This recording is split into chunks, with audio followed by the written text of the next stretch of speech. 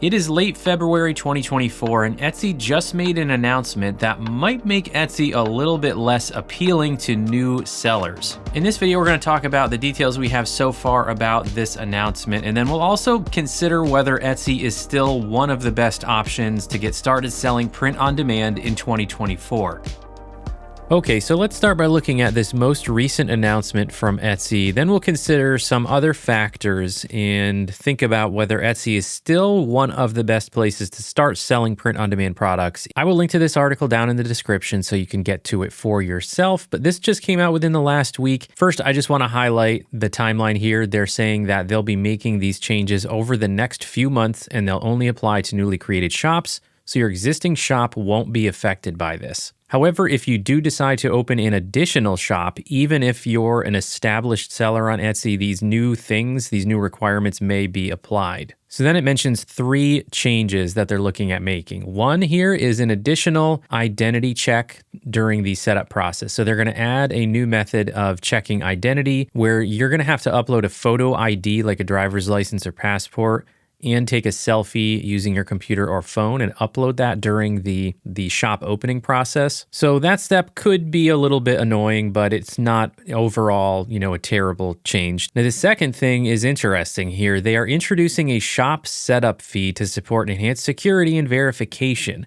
So it says they're going to start introducing this fee to some new shops. So I don't know what that means, how they're going to decide who has to pay a fee and who doesn't, but there will be a one-time setup fee of $15 before you can open your shop for business. And it says we'll clearly communicate if the fee applies during your setup process. So again, I have no further information yet on if this applies to maybe a certain category if you open a shop, like in vintage versus handmade.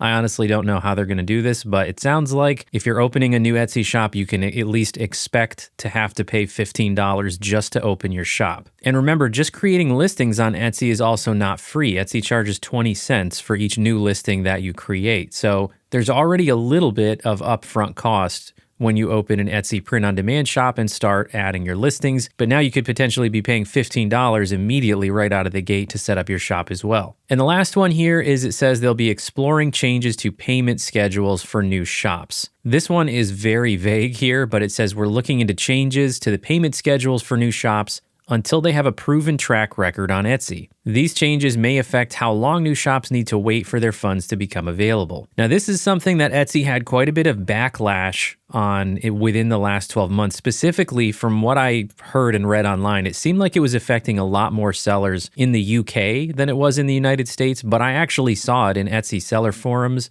from sellers in multiple countries. Etsy in the past has called this a payment reserve, and when you're a new shop and you don't have a track record on Etsy of, fulfilling your orders on time and getting positive customer feedback, they would actually hold your funds in an effort to make sure that you could cover the cost of providing refunds if it's necessary. But the way that they implemented those holds on seller funds in the past was very random seeming. It would seem like you're not going to have a hold on your seller funds as a new shop. You'd make a few sales and then suddenly you get hit with this hold where you can't withdraw your money for like 90 days or something. So it sounds like they're going to be exploring ways to do that a little bit differently and potentially have hopefully a more consistent way that they apply this. But again, this can be pretty frustrating for new sellers if you can't withdraw any of the funds from your orders for a period of time. Now, they do link to the seller handbook in this article. So if you go to that link, there's a little bit more information here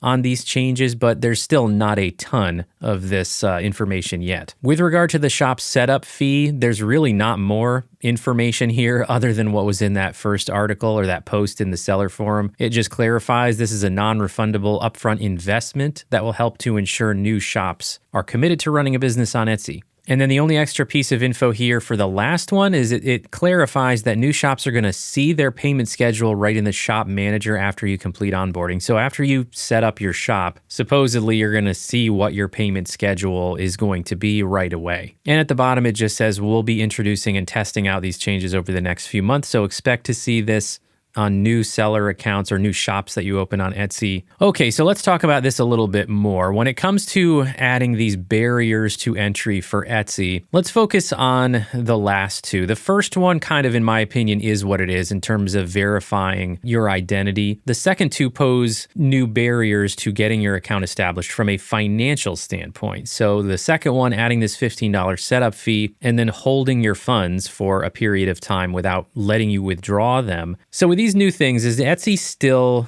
in a marketplace that is a top choice for selling print on demand if you're starting a new business in 2024? Well, let's consider some of the alternative sales channels. And we're not going to talk about all the sales channels, especially we're not going to focus on the sales channels where you kind of just create an account and then you get royalties like the Amazon merch program. We're going to do a quick comparison here of some of these things on sales channels that also kind of give you more control over your listings and your shop itself. So if you consider selling on eBay, which is a sales channel that print-on-demand platforms like Printful and Printify connect to, their fees schedule is rather complicated. eBay's system has been somewhat complicated for quite a while. I personally don't actively sell any print-on-demand products on eBay. I only do like personal selling on eBay myself. And there is a whole schedule of fees when it comes to insertion fees. You do get free listings per month, and there are monthly subscription fees if you want to set up an eBay store. So that is kind of like having a brand selling on eBay, which would apply to selling print on demand. And there are different packages here ranging from starter, which is $7.95 a month if you pay monthly, all the way up to $349. And it's important to point out that the starter plan here, the most reasonable cost, doesn't get you any reduction in those final value fees. You only start to get a reduced final value fee schedule if you go with basic or higher for the store subscription. So honestly, I just don't recommend eBay as a first choice for selling print-on-demand products in 2024, especially apparel. The shopping traffic on eBay also isn't quite the same when it comes to print-on-demand products. I really just don't recommend eBay as a top choice. Now, when it comes to selling on Amazon, which doesn't have that many integrations from a print-on-demand standpoint, you can certainly sell print-on-demand products from just about any print-on-demand platform on Amazon by using either a third-party order sort of clearinghouse like Order Desk or by manually placing your orders. But right now, not that many platforms for print-on-demand have a direct integration with Amazon Seller Central. However, Printful does, so you can sell directly on Amazon Seller Central with your Printful account. However, just to have an Amazon Seller Central account is $39.99 a month plus selling fees. So they have a whole schedule of fees just like Etsy does and just like eBay final value fees where you get charged on a per order basis depending on the category of the product, but you also are going to pay $39.99 a month just to maintain your Seller Central account. So that is more than the lower tiers of the store subscription on eBay. It's also quite a bit more than selling on Etsy because remember, Etsy's fee that they're introducing is a one-time $15 just to open your shop. And then you're just paying the 20 cents per listing to create listings, and you're paying the fees out of each order that you get. So on Amazon, you're not just paying those seller fees on each order, you're paying $40 a month, no matter how much or how little you sell. If you don't sell a single thing, you're still paying $40 a month. However, the amount of traffic and the type of products people generally shop for on Amazon are definitely a good fit for print-on-demand products. So this is where Amazon differs from eBay quite a bit, in my opinion. I definitely think it is worth selling on Amazon if you're willing to go through the slightly more complicated setup process and requirements and then pay that monthly fee. The demand for print-on-demand products is definitely there on Amazon. Now, of course, there is always creating your own online store through your own website, which does not involve an existing sales channel, meaning not Amazon, not Walmart, eBay, none of the existing places people shop, but create your own website with your own domain name, your own URL, and you use a service like Shopify. And there are more than just Shopify, but Shopify is the most common, where basically Shopify hosts your page and then they charge you a monthly fee as well as some payment processing fees, but the per order fees are quite a bit lower than on platforms like Etsy and Amazon. So ultimately, you can make more profit on a per order basis selling on your own website because you're not paying quite as high seller fees. However, there is going to obviously be a subscription fee And then you also have to pay for your own domain name and things like that. If we look at Shopify's pricing here, they're charging $39 a month. If you pay monthly, if you do want to pay annually, you do save $10 a month there and it goes down to $29. I would recommend Shopify Basic for anybody just starting out. Now, if you want to get started selling print-on-demand products and you want to have sort of your own channel to do it, but this is just way too expensive, one really interesting option that Shopify has, which you have to scroll all the way down here on their pricing page to find, is the starter plan. Right now, they're running a promotion here to do the first 3 months for just $1 each, but the starter plan only costs $5 a month. And what the starter plan allows you to do is sell on social media as well as a very basic online store that is your own site. So you can still buy your own domain name and have it redirect to this very basic Shopify store. But it also enables you to share products through an Instagram account, through WhatsApp, or on other social media channels. So if you kind of wanted to start your print-on-demand business by marketing through Instagram, you could actually sell through Instagram using this Shopify Basic plan and also have a basic website. You get order management, you get basic analytics, and you do pay the per order fees for payment processing, but it is actually not a bad idea. If you want a quick example here of what the starter plan basic website looks like, I actually have created one for some merch that I'm going to be selling for my other YouTube channel, which is totally unrelated to print on demand. It's Semi-Pro Tech and Gear. I do some tech product reviews and things like that on this other channel. I've started a Shopify Basic store to sell some merch, and I've only got a couple listings here right now, but I purchased the domain semiprotechgear.shop, which is a pretty cheap domain name to buy. You get this type of a layout. It's very basic. It's got links to my social accounts here on the bottom of the page. Your listings can have mock-up images just like any other online store. It is obviously a lot less customizable from the way it looks. You get very basic templates,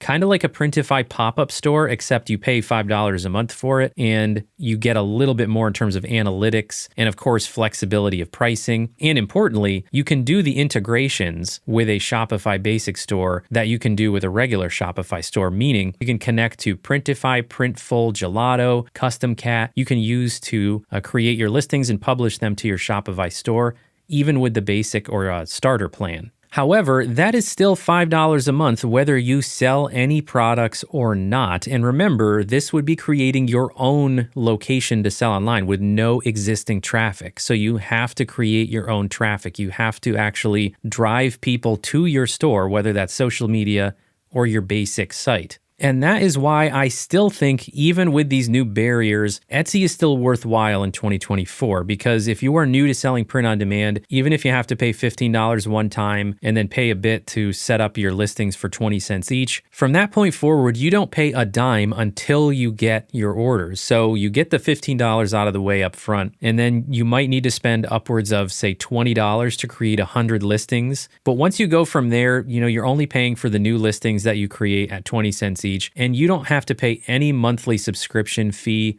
to just keep and maintain your store. So I still think that is definitely a benefit for new sellers to not have a monthly fee that just maintains your store's existence. So that'll do it for this video. Let me know down in the comments what you think of these changes, and if you are new to print on demand and you're just starting on Etsy, good timing for getting in before this new fee kicks in and these new requirements. Do me a favor and hit that thumbs up button if the video was helpful for you, and don't forget to subscribe to the POD Insights channel. Thanks everybody. See you next time.